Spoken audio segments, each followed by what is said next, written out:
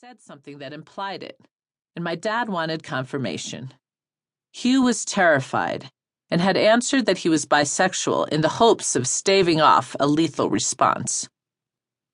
Although my brother got him to put the gun down, our father promptly kicked him out of the house and even stopped paying for his college tuition.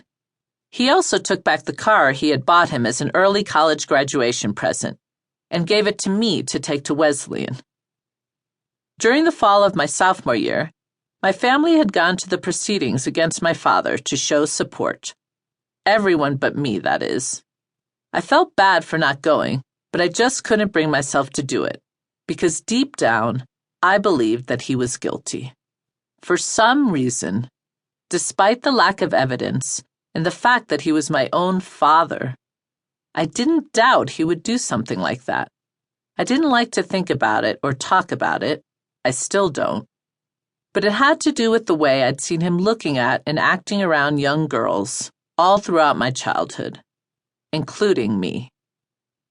So my mother and siblings went to the proceedings without me, and they reported back that there was a tape recording of my father asking the girl to give him a blowjob. Even if the act didn't actually happen, he had wanted it to. That was bad enough, in my opinion. After the trial, things at home only got worse when Hugh outed me as a lesbian during one of Dad's "Why can't you be more like Hida" tirades.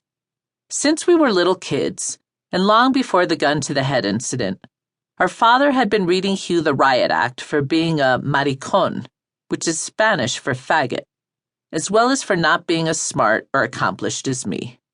Considering all the torment that Hugh had endured, I ultimately couldn't blame him for snapping and telling our dad I'm gay too, even if it did fuck up my life.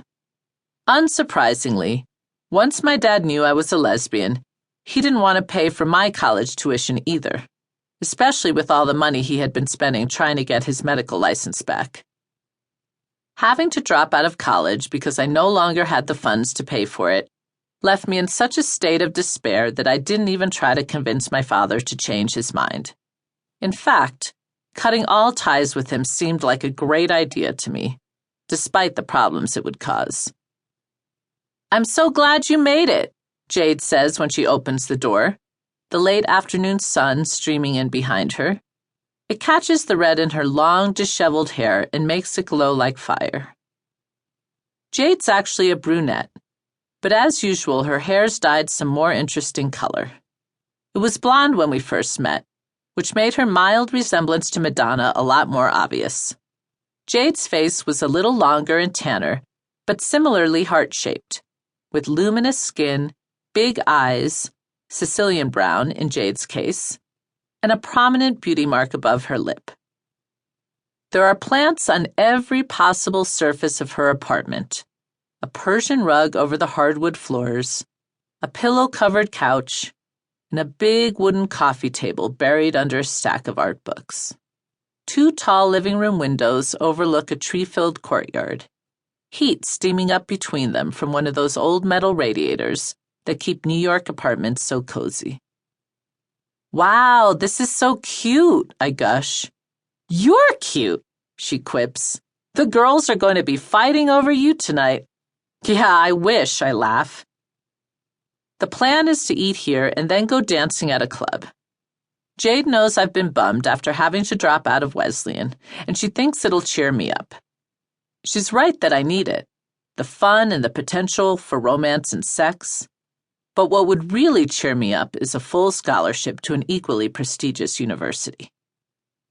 After we finish eating and getting ready, we walk across town and stop in at the Tunnel, a gay bar where my brother, Hugh, bartends. It's a narrow, dimly lit dive of a bar that lives up to its name. "Hey, you two!" Hugh yells over the music when Jade and I step up to the bar. "It's so good to see you! What'll it be?"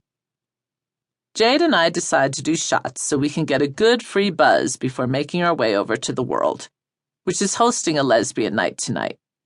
We have 2 rounds. I guess Jade can handle her booze much better than I can, though, because I remember only a few moments from the rest of the night, whereas she remembers all of it. The first thing I remember is getting to the